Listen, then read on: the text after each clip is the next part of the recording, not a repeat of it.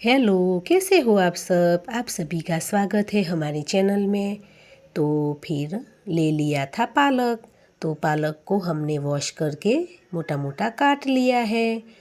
तो पालक और गेहूं का आटा, इसमें लाल मिर्च, हल्दी, नमक और अजवाइन डालकर हमने आटा गूंद लिया है। तो फिर तेल लगा के थोड़ा सा सॉफ्ट बना लेंगे। तो फिर ऐसे बेल के तेल लगा के फिर सेक लेना है। तो बहुत ही हमारे अच्छे पराठे बनकर तैयार हो जाएंगे। तो पालक के पराठे तो बहुत ही हेल्दी होते हैं, तो आप भी ज़रूर बनाइएगा।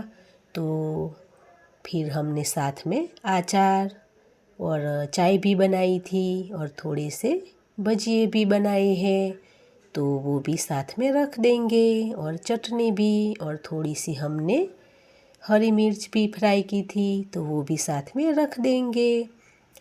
तो यह आपको दिखा भी रहे थे कि हमने हरी मिर्च भी फ्राई की थी, तो बहुत ही अच्छी और टेस्टी लगी।